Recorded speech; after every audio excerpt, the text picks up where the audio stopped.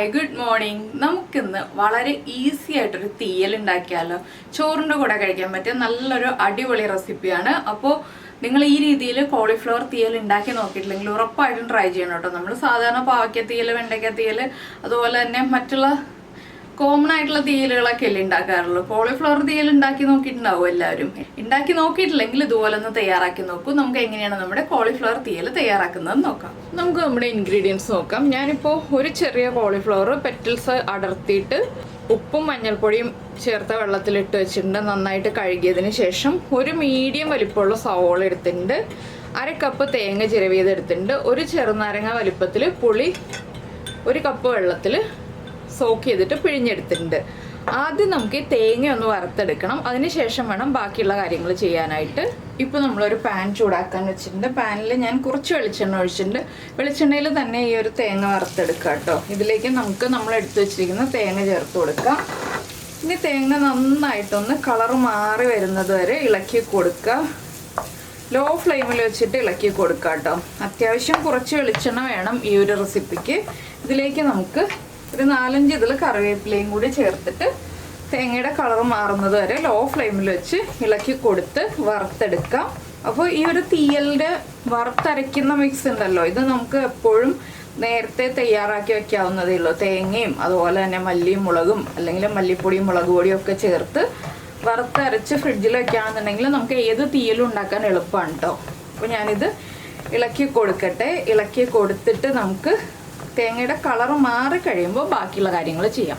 ഇപ്പോൾ കണ്ടോ, നമ്മുടെ തേങ്ങയുടെ കളറൊക്കെ മാറി വന്നിട്ടുണ്ട്. ഈ ഒരു സ്റ്റേജ് ആകുമ്പോൾ നമുക്കിനി ഇതിലേക്ക് പൊടികൾ ചേർത്ത് കൊടുക്കാം. നിങ്ങൾ മുഴുവൻ മല്ലിയും മുളകുമാണ് ചേർക്കുന്നതെങ്കിൽ ആദ്യമേ തേങ്ങ വറുക്കാൻ പാനിലേക്ക് ഇടുമ്പോൾ അതിൻ്റെ കൂടെ തന്നെ ചേർക്കാം കേട്ടോ. ഞാൻ 1 ടീസ്പൂൺ മല്ലിപ്പൊടി ചേർക്കുന്നുണ്ട്. അതുപോലെ തന്നെ 1 ടീസ്പൂൺ മുളക് പൊടിയും ചേർക്കുന്നുണ്ട്. ഇനി ഈ പൊടികളൊന്ന് കുക്കായി വരുന്നത് വരെ വീണ്ടും ലോ ഫ്ലെയിമിൽ വെച്ചിട്ട് ഒന്ന് ഇളക്കി കൊടുക്കുക. വേഗം തന്നെ ഫ്ലെയിം ഓഫ് ചെയ്യാം കേട്ടോ. എന്താണെന്ന് വെച്ചിട്ടുണ്ടെങ്കിൽ പാനിൻ്റെ ചൂടിലിരുന്നിട്ട് പൊടികൾ കുക്കായി വരും. ഞാൻ ഫ്ലെയിം ഓഫ് ചെയ്തു. ഇനി ഈ ഒരു പാനിൻ്റെ ചൂടിലിരുന്നിട്ട് പൊടികൾ കുക്കായിക്കോളും. അപ്പോൾ ഈ ഒരു മിക്സ് നമുക്ക് ആദ്യം റെഡിയാക്കി വെച്ചിട്ടുണ്ടെന്നുണ്ടെങ്കിൽ പിന്നെ ബാക്കിയുള്ള പ്രോസസ്സൊക്കെ വളരെ എളുപ്പമാണ്. ഇതിനിടയിൽ ഞാൻ സവോളയൊക്കെ മുറിച്ച് വെച്ചു. അപ്പോൾ ഈ ഒരു തേങ്ങ അരയ്ക്കുമ്പോൾ ചെറിയൊരു ചൂടോടുകൂടി അരയ്ക്കുക കേട്ടോ. നല്ല ചൂടോടെയല്ല, ഇളം ചൂടിൽ അരച്ചെടുക്കുക. മിക്സിയിലാണ് അരയ്ക്കുന്നതെങ്കിൽ, അമ്മിയിൽ അരയ്ക്കുകയാണെങ്കിൽ കുഴപ്പമില്ല, വെള്ളം ചേർക്കാതെ അരച്ചെടുക്കണം.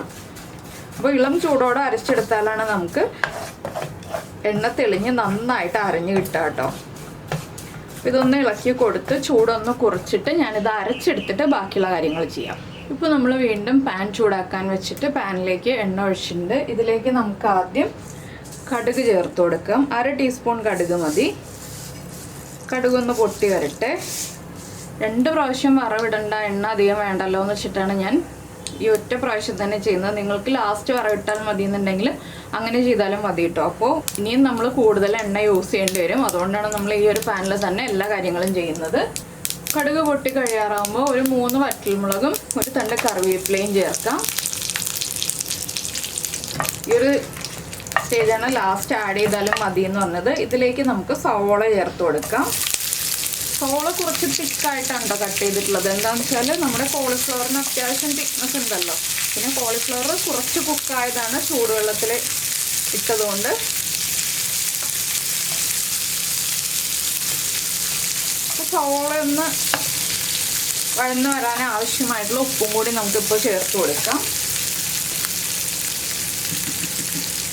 ഞാനിപ്പോൾ 1/2 ടീസ്പൂൺ ഉപ്പ് ചേർക്കുന്നുണ്ട് കേട്ടോ. സവോള ചേർത്ത് നന്നായിട്ടൊന്ന് ഇളക്കി ഉപ്പൊക്കെ ആയിട്ടൊന്ന് മിക്സ് ആയി കഴിയുമ്പോൾ നമ്മൾ കട്ട് ചെയ്ത് വെച്ചിരിക്കുന്ന കോളിഫ്ലവർ നമുക്ക് പാനിലേക്ക് ഇട്ട് കൊടുക്കാം.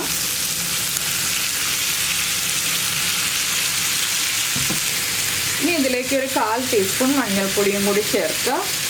ഇതെല്ലാം ചേർത്ത് നന്നായിട്ടൊരു 3 മിനിറ്റ് വഴറ്റിയെടുക്കുക കേട്ടോ. ഹൈ ഫ്ലെയിമിൽ വെച്ചിട്ട് തന്നെ വഴറ്റിയെടുക്കുക. ആ മഞ്ഞൾപ്പൊടി സവോളയുടെയും കോളിഫ്ലവറിൻ്റെയും എല്ലാ ഭാഗത്തേക്കും ആയി വരുന്ന രീതിയിൽ ഒന്ന് ഇളക്കി മിക്സ് ചെയ്തിട്ട് ഇടയ്ക്കിടയ്ക്ക് ഇളക്കി കൊടുത്തുകൊണ്ടിരിക്കുക. എപ്പോഴും ഇളക്കി കൊടുക്കേണ്ട ആവശ്യമില്ല. അപ്പോൾ ഇതൊന്ന് കുക്കായി ഒരു 3 മിനിറ്റ് കഴിഞ്ഞിട്ട് നമുക്ക് ബാക്കിയുള്ള കാര്യങ്ങൾ എന്തൊക്കെയാണ് ആഡ് ചെയ്യേണ്ടതെന്ന് നോക്കാം.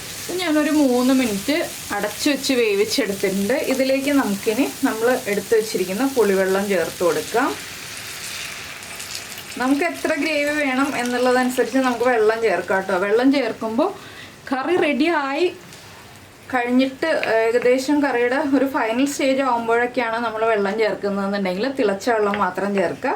ഇല്ലാന്നുണ്ടെങ്കിൽ നമുക്ക് നോർമൽ വാട്ടർ ചേർക്കാം കേട്ടോ. അപ്പോൾ ഇനി ഈ പുളിവെള്ളത്തിൽ കിടന്നിട്ട് നമ്മുടെ കോളിഫ്ലവറും സവോളയും ഒക്കെ ഒന്ന് കുക്കായി വരണം. ഒരു 5 മുതൽ 7 മിനിറ്റ് വരെ സമയമെടുക്കും. ഞാൻ കുറച്ച് വലുപ്പത്തിൽ കട്ട് ചെയ്തിരിക്കുന്നതുകൊണ്ട് 7 മിനിറ്റോളം സമയമെടുക്കും നമ്മുടെ കോളിഫ്ലവറൊക്കെ ഒന്ന് കുക്കായി വരാനായിട്ട്. അപ്പോൾ ഇനി അടച്ചു വെച്ചിട്ട് കുക്ക് ചെയ്തെടുക്കാം. അപ്പോൾ നമ്മുടെ കോളിഫ്ലവറും സവോളയൊക്കെ കുക്കായിട്ടുണ്ട്. ഒരുപാട് കുക്കായി ഉടഞ്ഞു പോകണ്ട. ഇതിലേക്ക് നമുക്ക് നമ്മുടെ അരപ്പ് ഒഴിച്ചു കൊടുക്കാം.